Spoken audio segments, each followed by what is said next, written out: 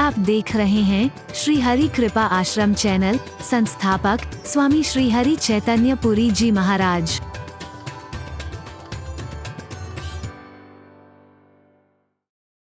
का वर्णन कर रहा हूं क्योंकि इसके बाद ही ये वाली नवरात्रि शुरू होनी ना, सर्दी आनी है। हरि बोल। जैसे ही बारिश हुई, पानी आया, जो बरसाती नाले थे उमड़ घुमड़ के चल रहे हैं। पहाड़ से गिरने वाले जो क्षुद्र नदियां थी उमड़ घुमड़ के चल रही हैं।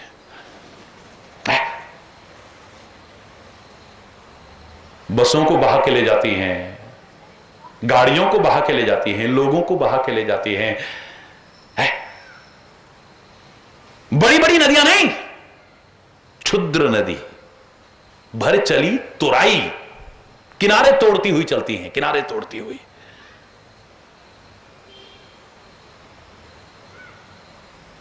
अपनी सीमा अपनी मर्यादा को लांघ ले तो बड़ी बड़ी नदियों से भी हम ये उम्मीद करेंगे कि वो हमारा भला करेंगी। मुझे नहीं लगता है जब सीमा और मर्यादा को तोड़ देंगी तो चाहे कितनी भी बड़ी और कितनी भी महान नदी क्यों ना हो, जिन किनारे बसे लोगों को जीवन देती थी उनका जीवन लेने वाली बन जाएंगी। लेकिन अधिकांशतः आपको देखने को मिलेगा लोग गंगा से नहीं डरेंगे, यमुना से नहीं डरेंगे, गोदावरी से नहीं डरेंगे, नर्मदा से नहीं डरेंगे, पर ये जो बरसाती नाले आते हैं ना, इनसे बहुत डरते हैं लोग। हरि बोलना।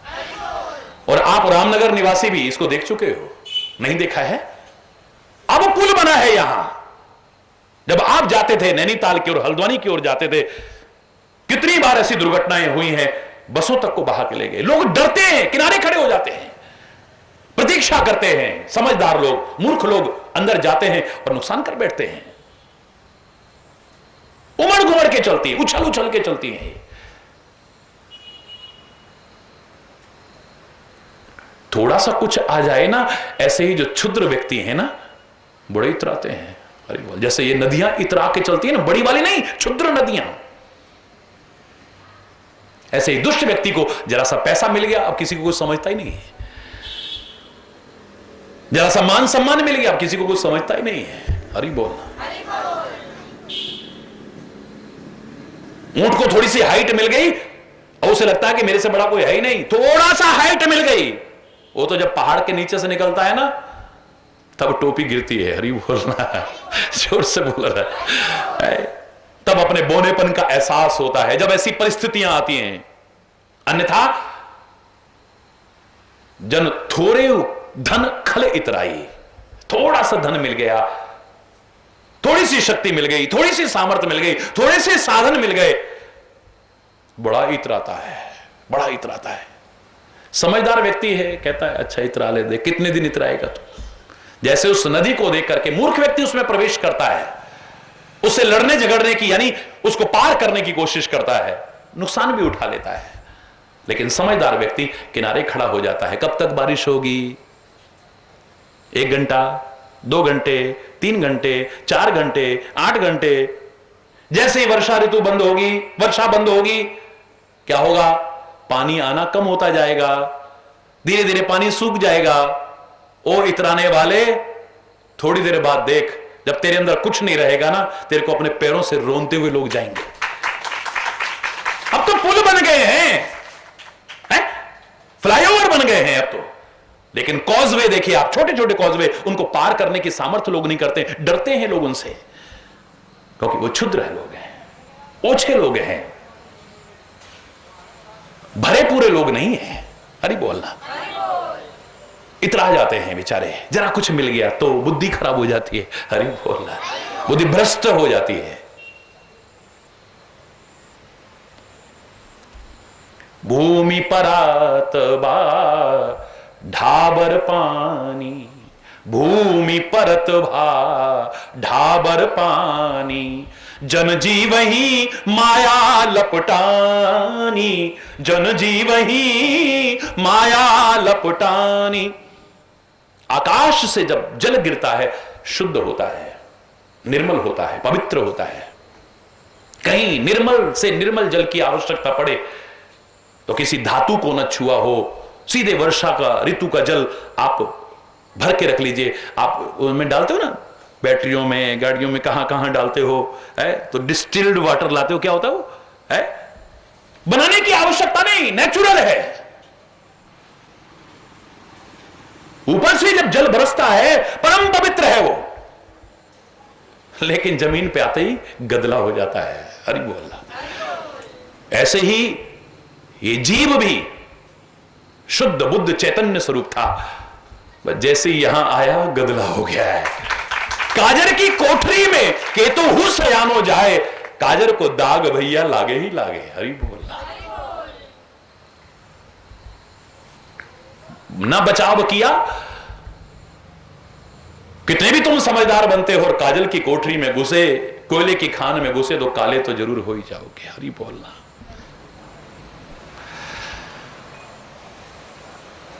अपने आप को प्रोटेक्ट करने की आवश्यकता है, अन्यथा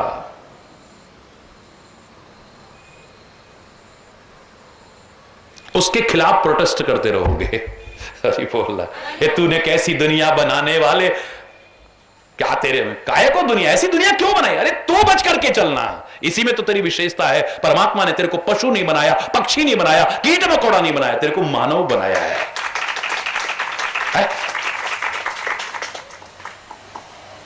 जब तक अंदर था, हमारे शास्त्र कहते हैं धीरे धीरे अल्ट्रासाउंड की भी ऐसी स्थिति हो जाएगी। अभी तो दिखाने तो लग गए, बच्चे की स्थिति दिखाने लग गए हैं और उसका दुरुपयोग भी करते हैं, लिंग इत्यादि की जांच करके। कन्या भ्रूण हत्या जैसा जघन्य अपराध इस समाज में मेरे को लगता है उसकी वजह से काफी बढ़ रहा है, लेकिन लाभ भी हैं। उसको बंद करने की आवश्यकता नहीं है, उसके दुरुपयोग को रोकने की आवश्यकता है।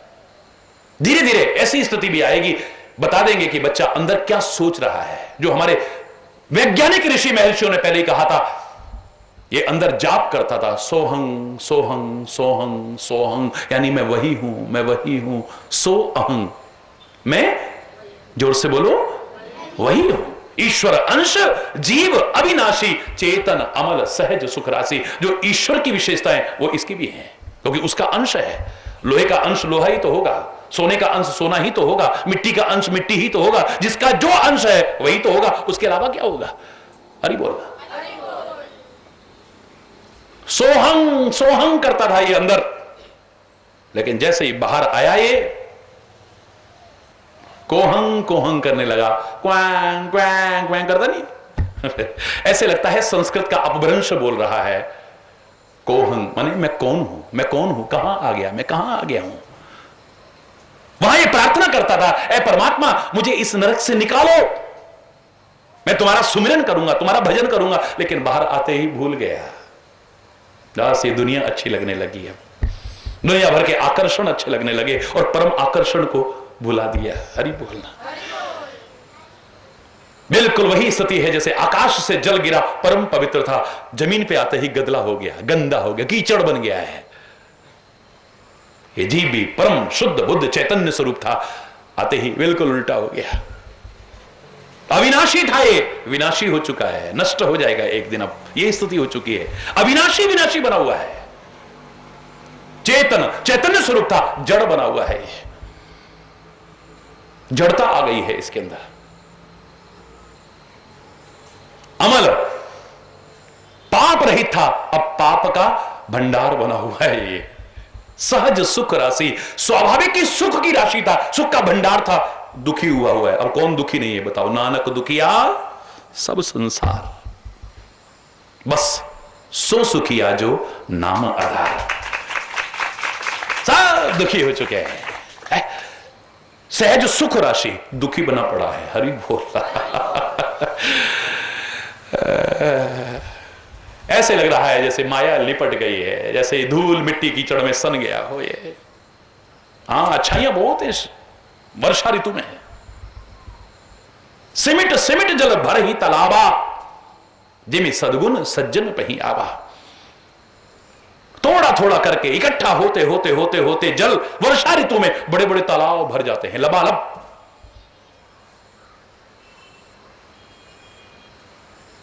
नदियां उमड़ घुमड़ के चलने लगी, जल ही जल होता है। सूखे बड़े थे वो तालाब, लबालब भर गए हैं। कैसे लग रहा है? बोले जैसे एक एक सद्गुण अपने अंदर लाते लाते सज्जन लोग एक दिन सद्गुणों के भंडार बन जाते हैं, लबालब भर जाते हैं। देखोगे ये अच्छाई भी इनमें है, ये अच्छाई भी इनमें है, ये अच्छाई भी। दोष दृष्टि बनाओगे तो भगवान में से भी कमियां निकाल दोगे। उसके लिए मैं कुछ नहीं कह रहा हूं। फिर भगवान के विभिन्न अवतारों को छोड़ो, मर्यादा पुरुषोत्तम श्री राम जिन्होंने कदम कदम पर मर्यादाओं का पालन किया, उनको भी तुम्हारे सामने खड़ा कर दिया। अगर दोष दृष्टि बन गई, आंख में गंदा काला चश्मा अगर चढ़ गया, तो फिर वहां भी दोष निकाल दोगे। मर्यादा पुरुषोत्तम बाली को छुपके मार दिया, मर्यादा पुरुषोत्तम गर्भवती सीता को जंगलों में भटकने को छोड़ दिया, मर्यादा पुरुषोत्तम शंभू का वध कर दिया, तपस्या ही तो कर रहा था बेचारा, मर्यादा पुरुषोत्तम मर्यादा। विभिन्न प्रश्न चिन्ह लगाने लग जाओगे, तुम भगवान को नहीं छोड़ोगे। अगर दोष दृष्टि बन गई तो संतों महापुरुषों की या आम आदमी की तो बात ही छोड़ो। हरि बोलना। अगर काला चश्मा चढ़ गया इन आंखों पर, कितने भी सफेद वस्त्र पहना सामने बैठा हुआ व्यक्ति हो, काले ही नजर आएंगे। फिर हरि बोलना, जोर से बोला। फिर अपना दोष नजर नहीं आएगा, सामने दोष नजर आएगा। अपनी गलती नजर नहीं आएगी, सामने चाहे भगवान भी खड़े हो उनमें कमियां नजर आने लग जाती हैं। फिर अच्छी दृष्टि बनाओ, अच्छा चिंतन बनाओ। एक एक अच्छाई भी लाने की कोशिश करोगे ना, एक दिन अच्छाइयों के भंडार बन जाओगे। और एक बुराई अपने अंदर लाने की कोशिश करोगे, एक दिन बुराइयां तुम्हारे अंदर कूट कूट के भर जाएंगी, याद रखना। और इतनी सहायता मिलेगी तुम्हें दोनों में। एक अच्छाई लाने की कोशिश करोगे ना, तो उस अच्छाई की सहयोगी 3 अच्छाइयां अपने आप आएंगी। और एक बुराई अपने अंदर लाने की कोशिश करोगे, उसकी सहयोगी 3 बुराइयां अपने आप अंदर घुस जाएंगी। जैसे चारपाई का या मेज का एक सिरा खींचते हो ना, तो 3 अपने आप आते हैं। अभी तक कितनी भी स्कीम चल जाए दुकानों पर जाकर के, भंडारों पर चल करके, लेकिन एक के साथ 3 फ्री कहीं भी नहीं मिल रही है। हरि बोलना, जोर से बोलना। एक के साथ 3 फ्री, एक के साथ 1 फ्री हो सकता है, 2 के साथ 1 फ्री हो सकता है, लेकिन एक के साथ 3 फ्री ये इसी क्षेत्र में हो सकता है। एक अच्छाई लाओ, 3 सहयोगी अच्छाइयां अपने आप आपके अंदर आएंगी। और एक बुराई आ गई तो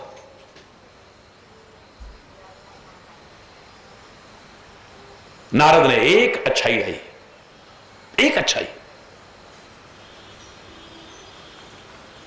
चंचलता खत्म हुई, स्थिरता आ गई। आज टिक करके तपस्या कर रहा है। परिणाम काम पर विजय, परिणाम क्रोध पर विजय। हरि बोलना। कामदेव भी सामने आया तो एक बार भोले बाबा जला के खाक कर सकते हैं, लेकिन संत 2 कदम आगे बढ़ रहा है। वो कहता कोई बात नहीं, तुम्हारा काम तुम कर रहे हो, हमारा काम हम कर रहे हैं, जाओ। हरि बोलना। क्रोध भी नहीं किया है, कह प्रिय वचन काम परितोषा, संतुष्ट करके भेज दिया, जा जा कोई बात नहीं, तुम अपना काम करते हो, हम अपना काम करते हैं। एक अच्छाई आई तो कई अच्छाइयां आ गई। अब एक बुराई आ गई। क्या बुराई आ गई? अहंकार आ गया। क्या आ गया? अभिमान आ गया। जब अभिमान आ गया तो फिर काम इतना आ गया जिस पर विजय प्राप्त की थी, अब विवाह की इच्छा जागृत हो गई। और क्रोध इतना आ गया फिर कि जिसका नारायण नारायण राम रटते थे, वो परमात्मा भी सामने है, उससे भी गुस्से में आकर के दुर्वचन कह रहे हैं और शाप दे रहे हैं। मेरे काम में बाधा डाली, मानव बन के आए, जाओ तुम्हें मानव बनना पड़ेगा, चाहे तुम निर्गुण हो, निराकार हो, अजन्मा हो, अव्यक्त हो, अगोचर हो, जाओ। नारी के विरह में मुझे दुखी किया ना, आएगा वो दिन तुम भी अपनी नारी के विरह में जंगलों में भटकते फिरोगे। यार मेरी बंदर जैसी शक्ल बना दी, सोचा होगा बंदर तो बेकार है। अरे जंगल में जब भटक रहे होगे ना, मुसीबत में पड़ोगे, तब कोई तुम्हारी सहायता नहीं करेगा, उस समय बंदर और भालू तुम्हारी सहायता करे। जाओ। श्राप दे रहा, किसको श्राप दे रहा गुस्से में? भगवान को श्राप। इतना गुस्सा आ गया फिर तो भगवान भी नहीं दिख रहे सामने। अब हरि बोलना है। एक अच्छाई आई तो कितनी अच्छाइयां आ गई, और एक बुराई आई तो फिर बुराइयां ही बुराई आ रही है। पुराने जमाने में लोग डायलॉग सुनाते थे ना, कोई किसी की बेटी की मां किसी वर को देखने गई तो उसके दोस्त बैठे हुए थे, मैंने कहा हमारा दोस्त बहुत अच्छा है जी। उन्होंने कहा पड़ोस में पूछ लेते हैं जरा, उसके दोस्त मिल गए। उन्होंने कहा कैसा है भाई? वो बहुत ही अच्छा। अरे इतना अच्छा है क्या बताएं? सब अच्छा ही है। हाँ बस जब पी लेता है ना तब। है? शराब पीता है वो? ना ना ना ना ना ना ना ना ना ऐसा नहीं है। वो तो जब जुए में हार जाता है ना तब जब गम सा हो जाता है तब जुआ भी खेलता है वो। हरि बोलना।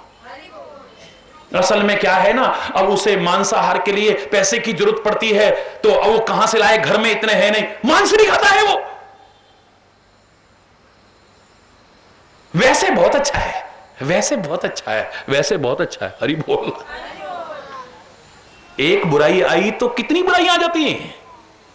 आप लोग भी आमतौर से कहते हैं ना, एक झूठ को छुपाने के लिए 100 झूठ बोलने पड़ते हैं। एक झूठ को छुपाओगे तो फिर उसको छुपाने के लिए पता नहीं कितने झूठ बोलने पड़ेंगे। क्यों? अनुभव होगा इसका तो बहुत। हरि बोलना है ना अनुभव। लेकिन ताड़ने वाले कयामत की नजर रखते हैं, लिफाफा देख के मजबून भांप लेते इसमें क्या लिखा है। हरि बोलना है। जो ऐसे है उनसे छुपेगा नहीं, लेकिन हम छुपाने के लिए फिर एक झूठ बोला, अब फिर उजागर ना हो जाए, फिर दूसरा झूठ, फिर तीसरा झूठ, फिर चौथा झूठ, फिर झूठ पे झूठ बोलते हैं। एक दिन झूठ के पुलंदे बन जाते हैं। सिमिट सिमिट जल भर ही तालाबा, तिमी सदगुण सज्जन पही आवा। जैसे बूंद बूंद करके, थोड़ा थोड़ा करके भी जल इकट्ठा होता रहे। वर्षा ऋतु में बड़े बड़े तालाब भर जाते हैं। बोले बिल्कुल ठीक इसी तरह से सज्जन लोग एक एक अच्छाई भी अपने अंदर लाने की कोशिश करते हैं, एक दिन अच्छाइयों के भंडार बन जाते हैं।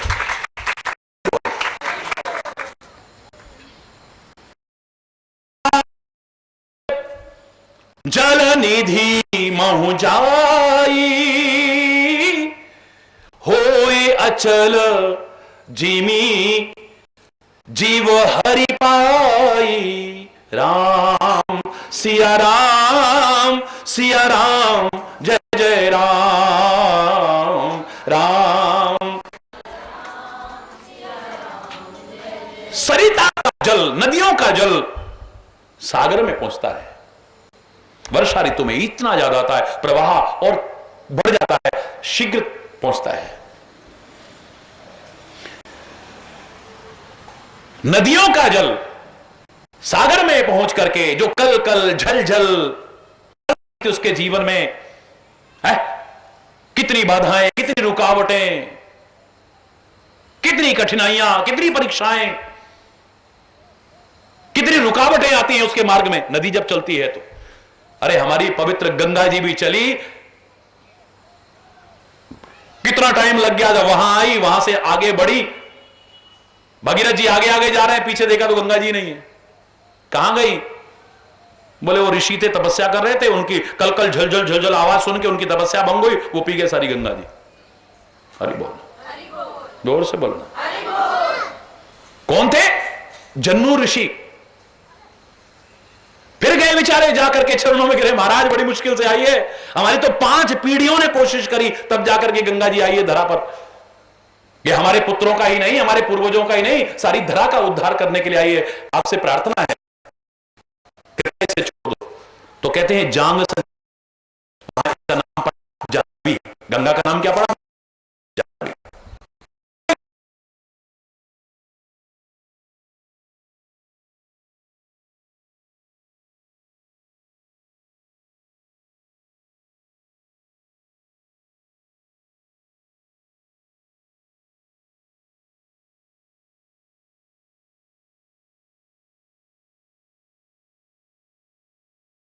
जाते ही शांत हो जाती है, तृप्त हो जाती है, अघा जाती है। बोले ऐसे ही जो अतृप्त है, अशांत है, बेचैन है, अकुला रहा है, छटपटा रहा है, कठिनाइयों, बाधाओं, मुसीबतों, परीक्षाओं से घिरा हुआ जीव है, जब उसे परमात्मा श्री हरि मिल जाते हैं ना, उसे शांति मिल जाती है। ओए अचल जिम जीव हरि पाई।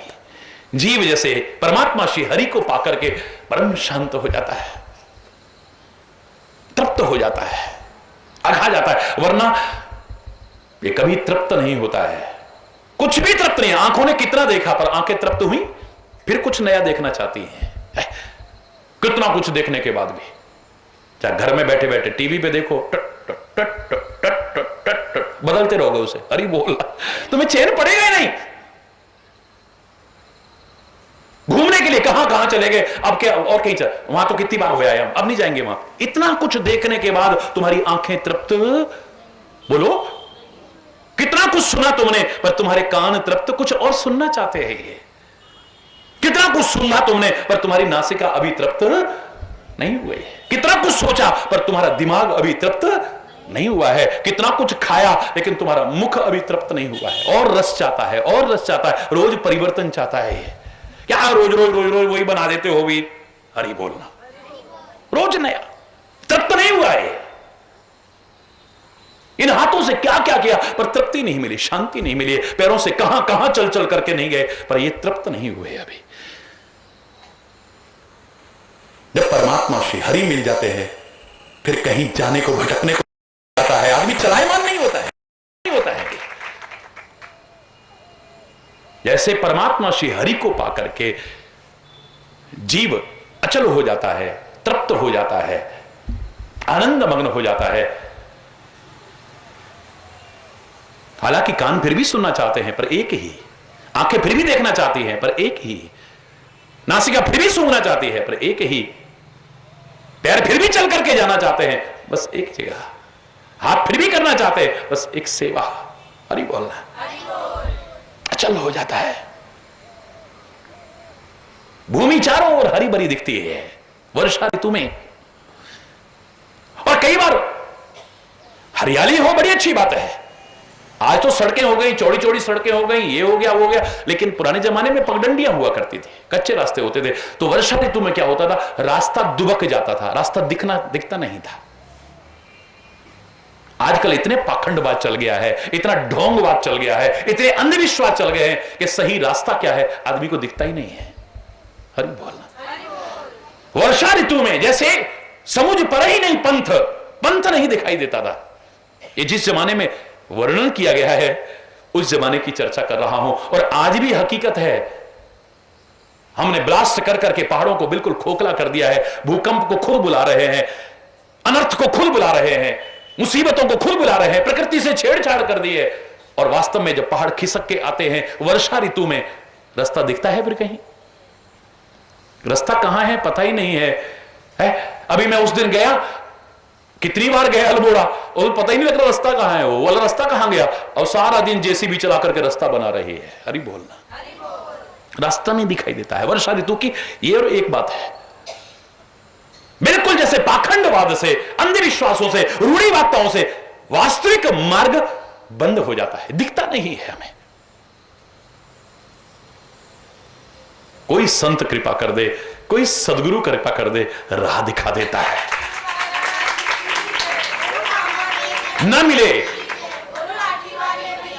तो दिल प्रार्थना करता है। वो पुराना गीत, नैनहीन को राह दिखा प्रभु, पग पग ठोकर खाऊं मैं, नैनहीन को राह भटकाने वाले बहुत मिल जाएंगे, भ्रमित करने वाले बहुत मिल जाएंगे, लेकिन राह दिखाने वाला रहबर मिल जाए, जिंदगी समझ जाए। दादुर धुनी चहु दिशा सुहाई, वेद पढ़ही जनु बट समुदाई, दादुर धुनी चहु दिशा सुहाई। एकदम मेढक कहां से आ गए? बच्चे पूछा करते हैं, ये क्या बारिश में टपकते हैं ऊपर से है? अरे अभी बारिश हुई और एकदम से मेढक फुदकने शुरू हो, कहां से आ गए ये? हमने तो देखा पानी गिरते हुए, आकाश में से तो नहीं गिर रहे थे। हरि बोलना। कहां से आए? मालूम है? बोलो ना, नहीं मालूम। ये सूख जाते हैं, भूमि के अंदर रहते हैं। जैसे ही वर्षा ऋतु पड़ती है, वैज्ञानिकों ने पूरी रिसर्च करके देख ली और उस बात की पुष्टि की जो हमारे वेदों शास्त्रों में मिलता है, वो फिर से सजीव हो जाते हैं। जैसे घास उगाती है, ऐसे एकदम से पैदा हो जाते हैं। पैदा नहीं होते, ये होते हैं। हरि बोलना। ये कोई कोरी कहानी नहीं है, प्रामाणिक है, वरना आप इतने मेढक एकदम से कहा, कोई आकाश से टपक रहे थे कोई है? अरे बोल रहा, अरे जोर से बोलो ना। चारों तरफ मेढकों की टर टर टर टर टर टर सुनाई दे रही है। अरे बोल रहा, लोगों की आम चर्चा होती है, करोड़ों करोड़ों लोग मुझे रोज देखते हैं, कितने चैनल्स पर रोज प्रवचन आता है, सुबह 3 बजे से शुरू हो जाता है, फिर 4:15 बजे से 5:15 बजे तक 1 घंटा आता है, फिर 5:30 से 6 बजे तक 1 घंटा आता है, फिर आगे सारा दिन कितनी बार, रात को 12 बजे तक। लेकिन लोगों की एक चर्चा मैं आमतौर से सुना करता हूं, ऐसा नहीं कि खाली हरि भक्तों की ही, सामान्य ताही भी कोई जो लगा करके देखता है, बोले महाराज जी चैनल देखने को मन नहीं करता, बस आपका प्रवचन आता है, एक आध और अच्छा लगता है, बाकी तो सारा दिन टर टर टर टर करते हैं। है? हरि बोल, जोर से बोल रहा है?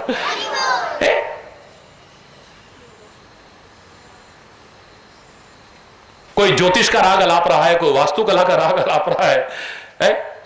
कोई राग अलाप रहा है और बेवकूफ बना रहे हैं लोगों को, ज्योतिष के नाम पर, वास्तुकला के नाम पर भ्रमित कर रहे हैं, खुद ज्ञान भी नहीं है उनको कोई। कि जितने आते हैं ना हरि चैतन्य नाम से भी जरा हरि बोलना, जोर से बोलना। अधिकांशतः खुद ज्ञान नहीं है, खुद भ्रमित है, औरों को भ्रमित करने की कोशिश कर रहे हैं। लेकिन मेरा तुलसी तो बहुत प्यारे शब्द श्री राम के मुख से कह रहा है। ये कैसे लग रहा है? क्योंकि वर्ष भर आश्रमी लोग जो थे वो सब पर्यटन पर रहते थे, ऋषि महर्षि भी, संत महापुरुष भी, सब लोक कल्याण के लिए विचरण करते थे। पुराने जमाने में चातुर्मास में एक जगह हो जाते थे, सब इकट्ठे हो गए। वो कह रहे हैं कि ऐसे आवाज आ रही है जैसे कि ब्रह्मचारी लोग, बिटुक लोग वेद ध्वनि कर रहे हैं, मंत्रोच्चारण कर रहे हैं। हरि बोल। सूखे बड़े थे पेड़, शाखाएं बिल्कुल सूखी बड़ी थी, अब नव पल्लव आने लगे। हरि बोल रहा, नए नए पत्ते आ रहे हैं। कैसे लग रहा है ये? बोले जैसे साधक व्यक्ति में जब विवेक जागृत होता है, रोज नए नए विचार आते हैं, नया नया चिंतन आता है? नया नया। और आने वाली भी क्या है? नवरात्रि। नव माने 9 ही नहीं होता है, नव माने नया भी होता है, जो नव उल्लास जगा दे, नव चिंतन दे जाए, नव प्रेरणा दे जाए, नव संदेश दे जाए। है? हरि बोलना। अर्क जबास पात बिन भयो। अर्क के पेड़ को देखो, जवासा कहते हैं ना, जवास को देखो, ये आयुर्वेदिक औषधियों में भी काम आते हैं और सर्वत्र मिल जाते हैं। इनके पत्ते खत्म हो जाते हैं वर्षा ऋतु में। ये कैसे हो रहा है? बोले अगर राज्य व्यवस्था अच्छी हो तो दुष्टों की कोशिशें नाकाम हो जाती है। यहां डंडा अगर मजबूत हो तो गुंडा आके यहां तंग करेगा आपको, पता है अभी पीछे से टू टू टू टू करती गाड़ी आ जाएगी। हरि बोलना, हिम्मत पड़ेगी किसी की? लोग भ्रष्टाचार की चर्चा करते हैं, फलाने की चर्चा करते हैं, दुनिया भर की चर्चा करते हैं। महाराज जी आपके क्या विचार? मैंने कहा मैं तो कब से बोल रहा हूं, और ये भ्रष्टाचार आज हो ऐसा नहीं है, ये तो रामचरितमानस में वर्णन मिलता है भाई। भ्रष्ट आचारा भासंसारा, वेद सुनहि नहीं काना। मैं नहीं बोल रहा, रामायण बोल रही है, मानस बोल रहा है। भ्रष्टाचारा, भ्रष्ट आचार, आचार माने आचरण। भ्रष्टाचार का तात्पर्य खाली रिश्वत नहीं है, आचरण भ्रष्ट हो गया है, आचरण भ्रष्ट हो गया है। और जब आचरण भ्रष्ट हो जाता है आदमी, ये सारी कमियां तो अपने आप आ जाती हैं। और जब आचरण सुधर जाएगा, इसलिए हमारा कोई भी मांगलिक कार्य होता है, हम सबसे पहले मंगलाचरण करते हैं। हम सोचते हैं खाली मंत्रोच्चारण करने से मंगलाचरण पूर्ण हो गया है। मेरा मानना इतना अधूरा नहीं हो सकता है, खुले शब्दों में कह रहा हूं। मंत्रों की अपनी शक्ति है, संस्कृत देववाणी है, उसका अपना महत्व है, लेकिन इतने मात्र से मंगलाचरण पूर्ण नहीं है। मंगलमय आचरण अगर तुम्हारा हो जाए, मंगलाचरण पूर्ण हो जाता है। याद करो मैंने पीछे क्या कहा था, एक वाक्य पर, पिछली शिवरात्रि पर आपने सुना था संदेश, क्या था? मंगल पर जीवन है या नहीं, कब से रिसर्च हो रही है और होती रहे आगे। ये हमारा काम थोड़ी है, ये हमारा काम नहीं। मंगल पर जीवन है या नहीं, ये वैज्ञानिक रिसर्च करते आए, कर रहे और आगे करते रहे, और हमें तो अपने ऋषि जो वैज्ञानिक थे उनके वचनों पर विश्वास है कि वहां जीवन था, है और आगे भी रहेगा। लेकिन मंगल पर जीवन है या नहीं, इसके विवाद में मत पड़ो तुम, इससे तुम्हें कुछ मिलने वाला नहीं।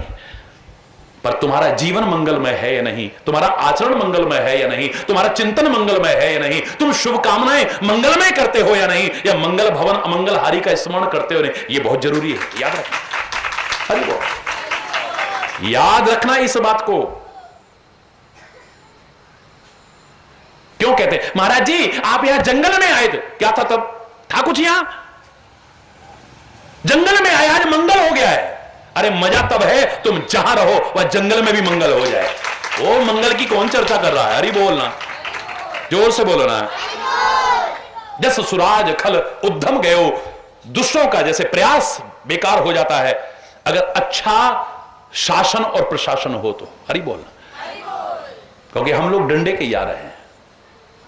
जब तक अंकुश नहीं होता है, हमारे गणपति के चार हाथों में चार चीजें नजर आती हैं, जो चार हाथ पुरुषार्थ के प्रतीक हैं और चार फलों के प्रतीक है, अर्थ धर्म काम और मोक्ष। लेकिन एक हाथ में अंकुश है जो सिखा रहा है आप अर्थ भी प्राप्त करो, कोई बुराई नहीं है। काम भी, तुम्हारा वैवाहिक जीवन हो, गृहस्थ जीवन हो, संतान उत्पत्ति हो, कौन शास्त्र मना करेगा आपको? अर्थ भी मिले तुम्हें जीवन के रहते, काम भी मिले, मोक्ष भी मिले जीवन के रहते, लेकिन धर्म के अंकुश में हो, अधर्म के अंकुश में नहीं। गीता का पहला शब्द तुम्हारे जीवन में उतर आए, क्या? धर्म क्षेत्रे कुरुक्षेत्रे, तुम्हारा कर्तव्य क्षेत्र धर्म क्षेत्र बना रहे, अधर्म क्षेत्र न बने। हरि बोल। धर्म की, अधर्म का,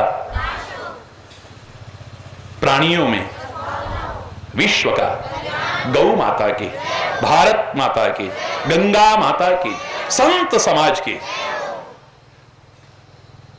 भारत की देवियों की, भक्त समाज की।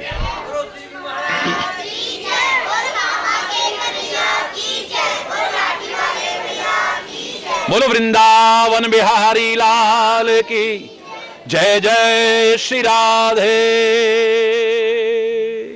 श्याम राम। हरि बोल, हरि बोल, हरि बोल।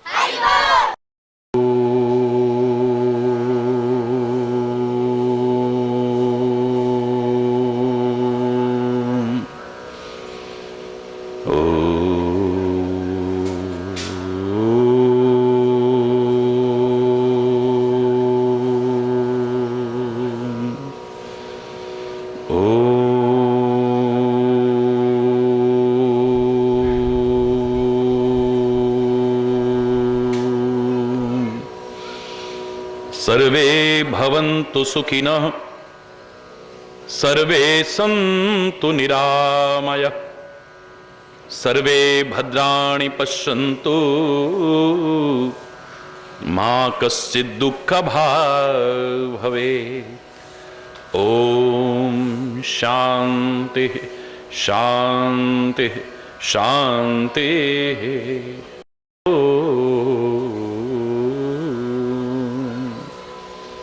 त्वमेव माताश्च पिता त्वमेव, त्वमेव बन्धुश्च सखा त्वमेव, त्वमेव विद्या द्रविणं त्वमेव, त्वमेव सर्वं मम देव देव। ओम शांति शांति शांति।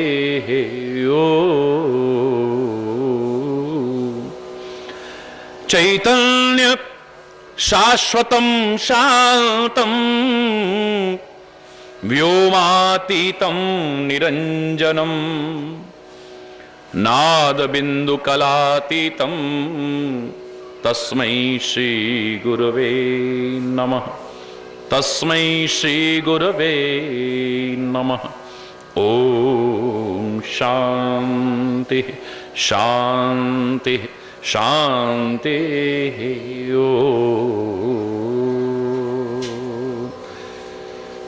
हरि बोल हरि बोल हरि बोल हरि बोल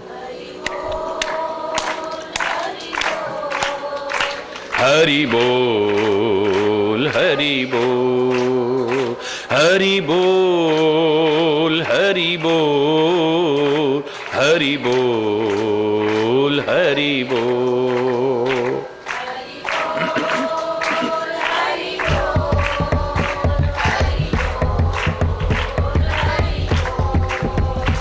हरि बोल हरि बोल हरि बोल हरि बोल हरि बोल हरि बोल हरि बोल हरि बोल हरि बोल हरि बोल हरि बोल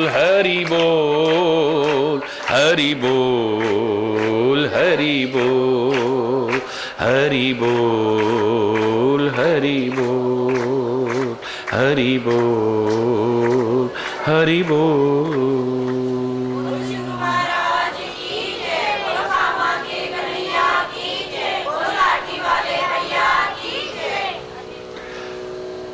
हरि बोल।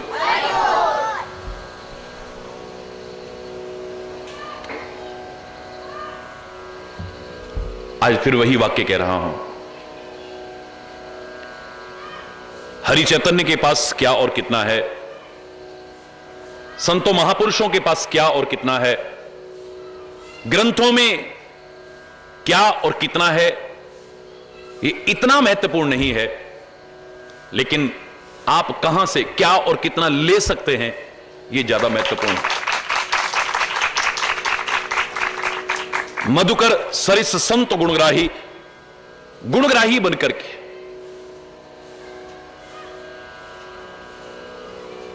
एक अच्छे सुपात्र बनकर के आप कितना ले सकते हैं। कल भी मैंने आपसे कहा, अगर आप सीखने वाले बन जाए ना, तो सृष्टि का कण कण आपको सिखा सकता है, वरना कण कण में जर्रे जर्रे में बसा हुआ परमात्मा भी आपके सामने हो और आप ना सीखना चाहें, नहीं सीख पाओगे।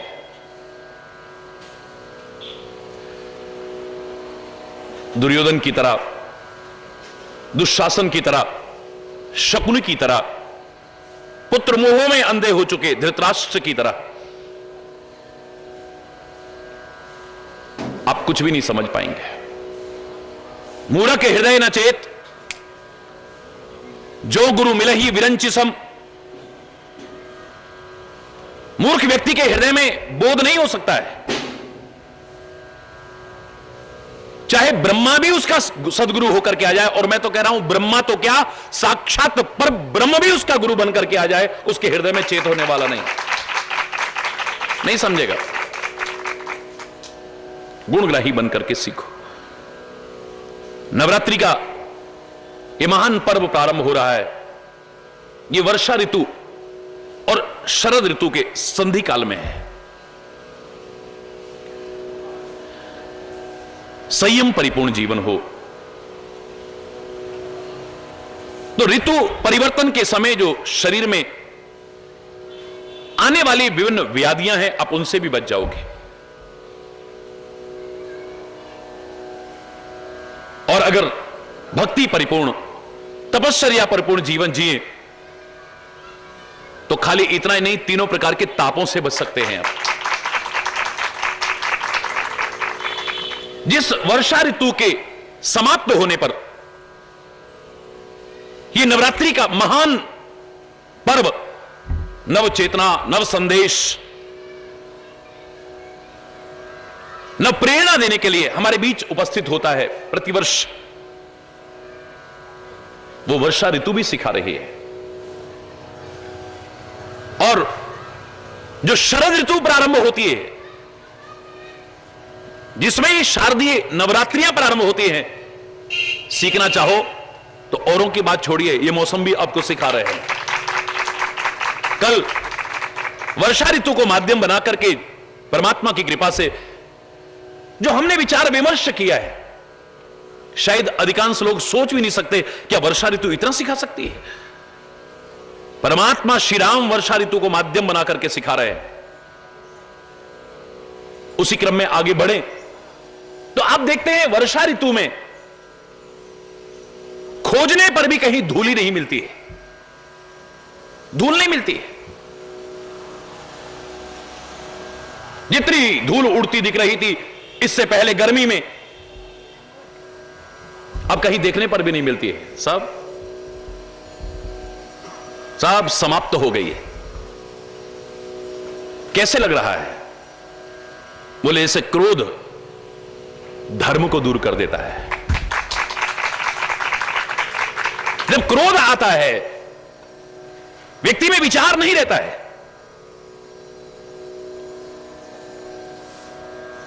जोश तो बहुत आता है लेकिन होश खो बैठता है, विवेक नहीं रहता है।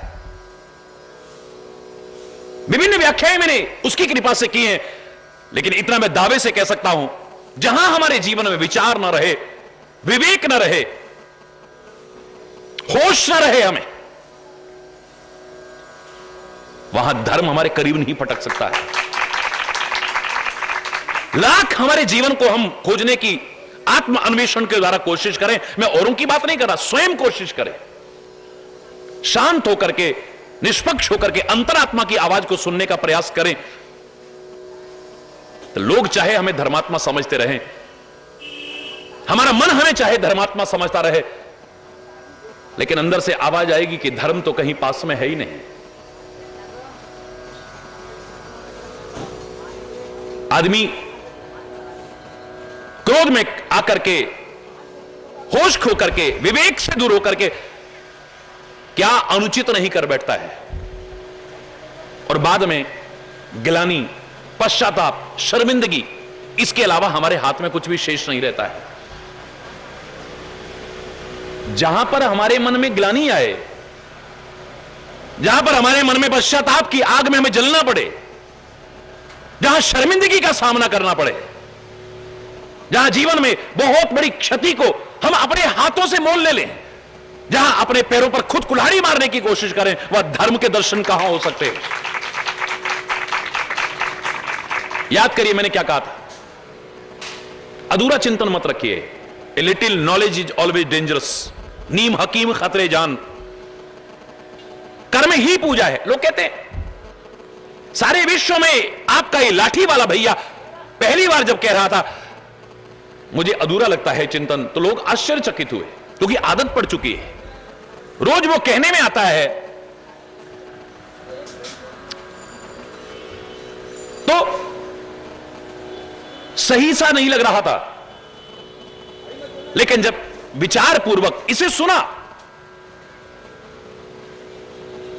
लगा कि बात तो बिल्कुल ठीक है।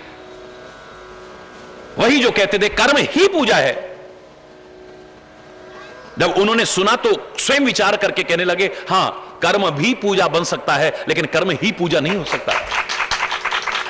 ही में और भी में there is lots and lots of difference, बहुत अंतर है, बहुत अंतर।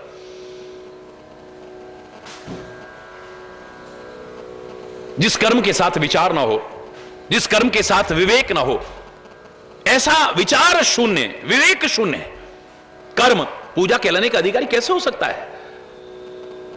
कर्म ही पूजा है कहने वालों, मैंने प्रश्न किया था कि पूजा करके शांति मिलती है या ग्लानि होती है, पश्चाताप होती है, शर्मिंदगी होती है? बोले शांति मिलती है। तो फिर क्यों कहते हो बिना विचारे जो करे सो पाछे पछताए, काम बिगाड़े आपनो जग में होत हसाए? अगर आप कर्म को ही सब कुछ मानते हैं तो फिर विभिन्न कर्म करने के बाद यह पश्चाताप, ग्लानि और शर्मिंदगी की बात कहां से आ गई? सो पाछे पछताए वाली बात कहां से आ गई? इसका तात्पर्य, अगर कर्म के साथ विचार न हुआ, विवेक न हुआ, तो कर्म करने के बाद हमारे मन में ग्लानि भी आएगी, शर्मिंदगी भी होगी, पश्चाताप का भी सामना करना पड़ेगा, शर्मिंदगी का सामना करना पड़ सकता है। दुनिया हंसती है फिर। शायद इसीलिए हमारे वेदों ने भी कर्म, भक्ति और ज्ञान का समन्वय स्थापित किया है। श्रीमद् भगवत गीता में भगवान कृष्ण ने 18 अध्याय में जैसे 3 भागों में विभक्त किया है, 6 अध्याय में कर्म योग है, 6 अध्याय में सांख्य यानी ज्ञान योग है, और 6 अध्याय में उपासना यानी भक्ति योग है। कर्म को प्रधान कह सकते हैं, लेकिन सब कुछ नहीं है। कर्म प्रधान विश्व रचि राखा, प्रधान हो सकता है,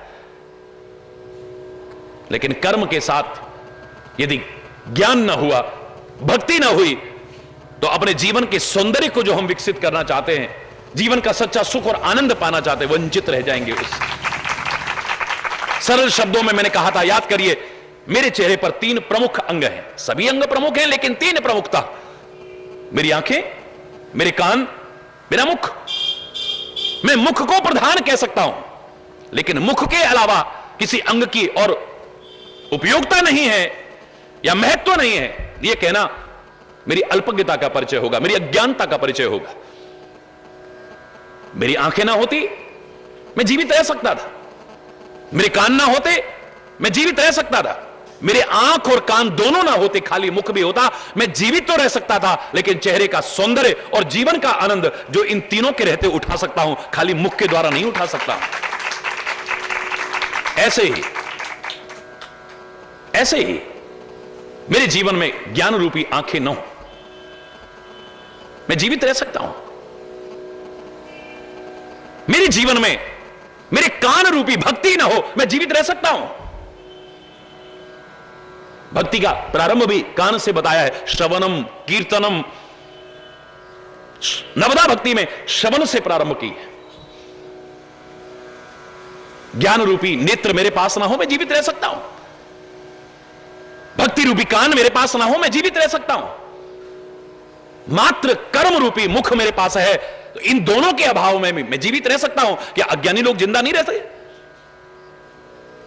क्या नास्तिक लोग जिंदा नहीं रह सकते हैं? जीवित तो रह सकते हैं, लेकिन जैसे तीनों के अभाव में चेहरे का सौंदर्य और जीवन का आनंद पाने से मैं वंचित रह जाता हूं, बिल्कुल ठीक इसी तरह से मात्र कर्म करता हुआ ज्ञान और भक्ति के अभाव में मैं अपने जीवन के सौंदर्य को विकसित नहीं कर पाऊंगा और जीवन का सच्चा सुख और आनंद हासिल नहीं कर पाऊंगा। मैं ज्यादा नहीं कहता, छोटा सा लेकिन महत्वपूर्ण उदाहरण सुनाऊं आपको, कभी किसी ने ध्यान नहीं दिया। सारे विश्व में जब पहली बार मैंने कहा, बड़े बड़े विद्वानों ने कहा, हम रोज बोलते हैं, हमारा ध्यान ही नहीं गया कभी। कर्म, भक्ति और ज्ञान का समन्वय भारतीय संस्कृति ने हमारे रोम रोम में भर करके रखा है, बात बात में भर के रखा है। भारतीय संस्कृति ने कहा, जब प्रातःकाल आप उठो ना, प्रातःकाल उठते ही अपने हाथों के दर्शन करो।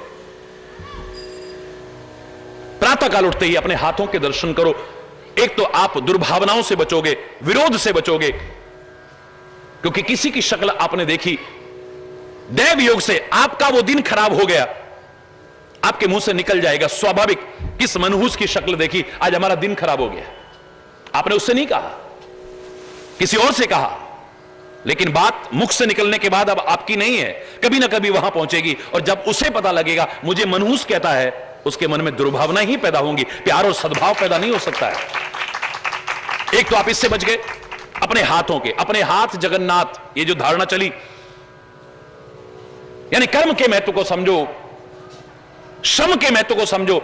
लेकिन ये सब करते करते क्या चिंतन और क्या दर्शन दिया है मेरे ऋषियों ने, मेरे महर्षियों ने, मेरे महापुरुषों ने। उन्हें कहा कि आप इसमें तीनों के दर्शन करो। मात्र हाथ के दर्शन नहीं कर रहे, हाथ तो खाली माध्यम है। कराग्रे बसते लक्ष्मी, बोलो, कर मध्य सरस्वती, करमूले तु गोविंद, प्रभाते कर दर्शनम। अपने प्रातःकाल उठते ही आंखें जब खुले, सबसे पहले अपने हाथों के दर्शन हो। और हाथों के ही दर्शन न रहें, कराग्रे बस्ते लक्ष्मी, हाथों के अग्रभाग में लक्ष्मी के दर्शन करो, यानी इन हाथों से मेहनत करो, आप लक्ष्मी पा सकते हो। आप भौतिक साधन चाहते हो, सुविधाएं चाहते हो, वो भी प्राप्त कर सकते हो। अपना कर्म करो, अपना प्रयास करो, सबसे पहली प्रेरणा है। लेकिन ध्ये सरस्वती, बोलो,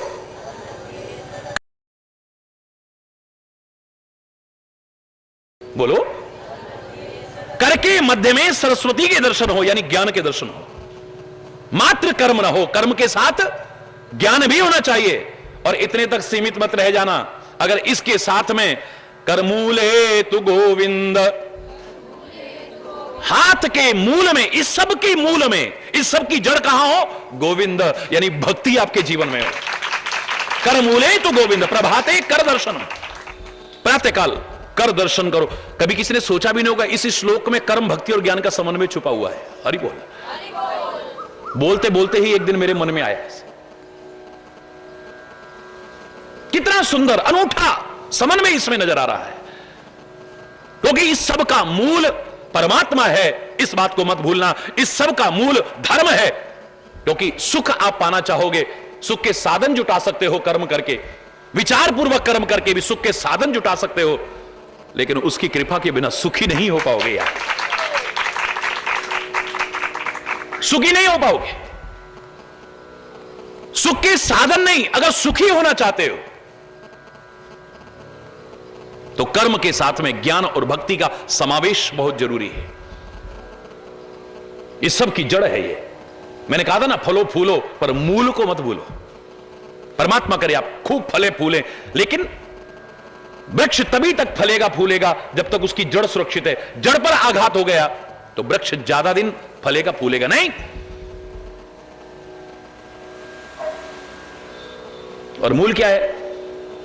मूलम धर्म तरोर विवेक जलधई। हरि बोलना, मूलम धर्म।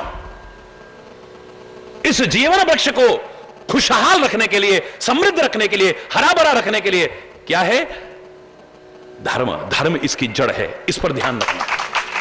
परमात्मा इसकी जड़ है। आप राम भी कहते हैं तो राम का तात्पर्य क्या है? रामो विग्रहवान धर्म।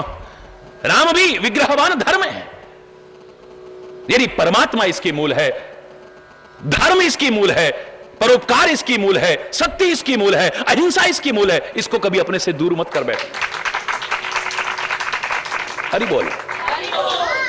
लेकिन जब क्रोध आता है, हरि बोलना, तो धर्म फिर पास नहीं रहता है, होश ही नहीं रहता है। फिर हमें होश नहीं रहता है, अपने विवेक को खो बैठते हैं। अब आपने अनुचित कर दिया गुस्से में आकर के, उसके बाद आपके हाथ में क्या है?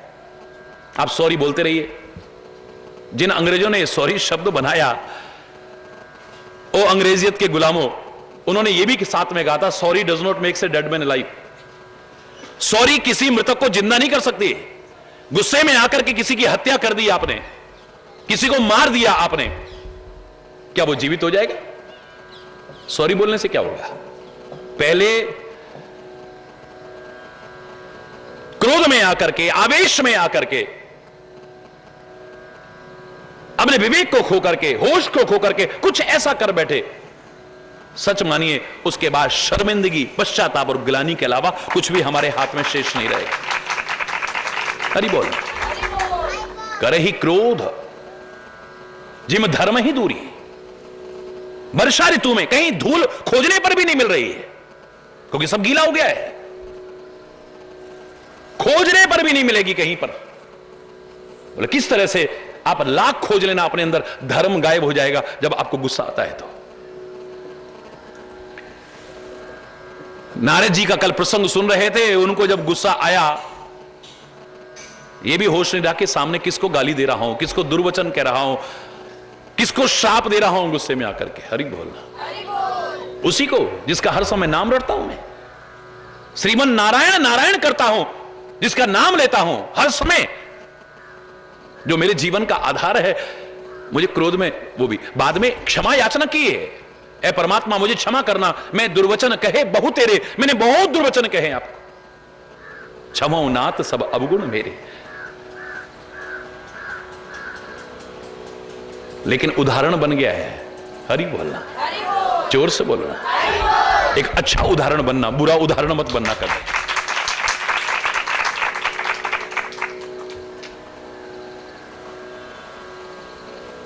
ससी संपन्न सोहमहि कैसी, उपकारी के संपत्ति जैसी।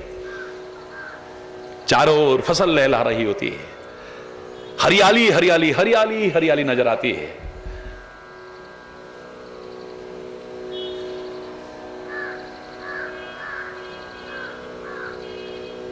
फसल लदी होती है सारी, धान इत्यादि, सारी पृथ्वी ऐसे शोभायमान हो रही है। कैसे? बोले उपकारी की संपत्ति जैसी, जैसे उपकारी व्यक्ति की संपत्ति शोभायमान होती है। आपके पास संपत्ति कितनी है इतना महत्वपूर्ण नहीं है, बहुत संपत्ति है और वो शोभायमान भी होगी, ब्रह्म में मत रहना, हरि बोलना। और उस इतनी अपार संपत्ति से आप भी शोभायमान होंगे, इस ब्रह्म में मत रहना। आपकी संपत्ति की शोभा उपकार से बनती है, परोपकार से बनती है।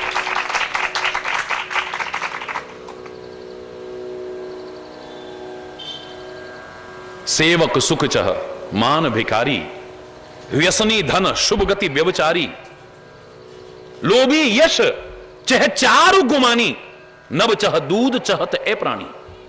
मैं ही कहा करता हूं नथिंग इज इम्पॉसिबल, लेकिन इनके लिए मैं कह सकता हूं how it can be possible.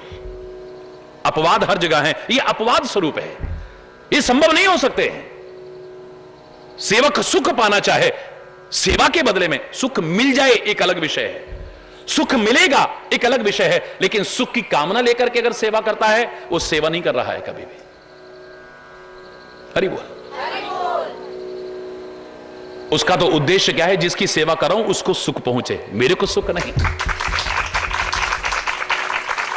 हमारा तो पहले क्या होता है, करेंगे सेवा तो मिलेगी मेवा, अपने मेवा का पहले विचार है। हम जिसकी सेवा कर रहे हैं वो हमारी सेवा से संतुष्ट है या नहीं? हम सेवा के बहाने उसे दुखी तो नहीं कर रहे हैं, उसके हृदय को पीड़ा तो नहीं पहुंचा रहे हैं। ऐसी सेवा को आप सेवा मानना, मेरा हृदय सेवा स्वीकार नहीं करता है। हरि बोलना। जैसे मैंने कर्म भक्ति और ज्ञान के समन्वय में कहा कि हर कर्म आप पूजा मानना, मेरा हृदय नहीं मानता है। हर एक के कर्म को आप पूजा मानना, मेरा हृदय स्वीकार नहीं करता है। एक व्यक्ति, एक डॉक्टर ऑपरेशन के बहाने किडनियां निकाल लेता है, थोड़े से लालच के पीछे। अनावश्यक टेस्ट बताता है आपको, क्योंकि उसे कुछ मिल जाता है। बेवजह आपको एक दिन और हॉस्पिटल में रखता है, या अनेक दिन तक बेवजह आपको रखता है। आवश्यकता नहीं थी अब, क्योंकि उसका बिल बढ़ रहा है। थोड़े से लालच के पीछे आपकी बेटी उधर कर दी, उसका बेटा उधर कर दिया। उसके कर्म को आप पूजा कहना, मेरा हृदय पूजा स्वीकार नहीं करता है। विचार करोगे, आपका हृदय भी स्वीकार नहीं करेगा। वो कर्म कर रहा है और कर्म ही पूजा है कहने वालों, इसके कर्म को कैसे पूजा स्वीकार कर लोगे? एक व्यक्ति चौराहे पर खड़ा हुआ है और सुविधा शुल्क के बहाने आपको तंग करता है, बेवजह आपको तंग करता है। वो कर्म तो कर रहा है, कर्म ही पूजा है कहने वालों, उसके कर्म को पूजा आप स्वीकार करना, मेरा हृदय स्वीकार नहीं करता है। एक व्यक्ति समय पर कार्यालय में पहुंचता है, छुट्टी होने पर अपने घर की ओर प्रस्थान करता है, सारा दिन ऑफिस में है, लेकिन जब तक उस पर वेट नहीं पड़ता है, आपकी फाइल को आगे नहीं बढ़ाता है। कल आना, परसों आना, कल आना, परसों आना, बेवजह आपको तंग करता है, चक्कर कटवाता है। उसके कर्म को पूजा आप कहना, मेरा हृदय स्वीकार नहीं करता है।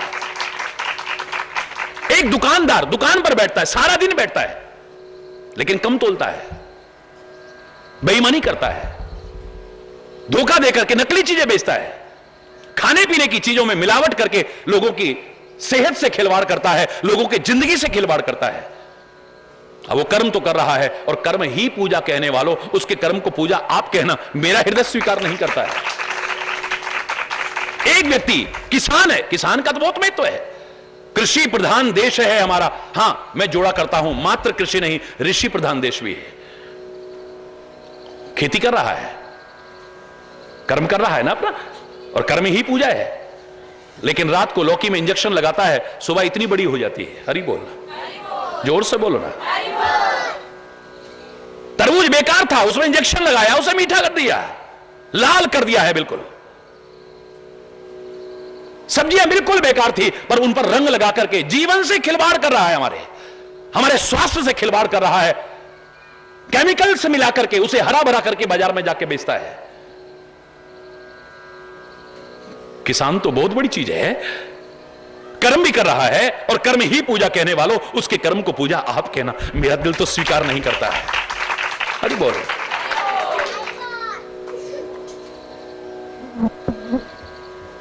बिल्कुल ऐसे ही आप सेवा कर रहे हैं, लेकिन सेवा के बदले में सुख चाहते हैं आप। ये चाहते हैं, आज नहीं पता लगता तो कभी ना कभी देखा हमें क्या मिला, हमने इतनी सेवा करी। इसका मतलब आपने व्यक्त तो नहीं किया, पर चाहते थे, नहीं मिलने पर हरि बोलना।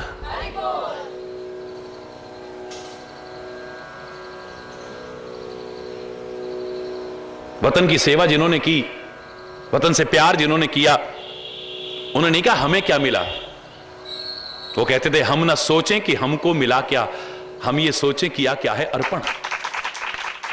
हरि बोल।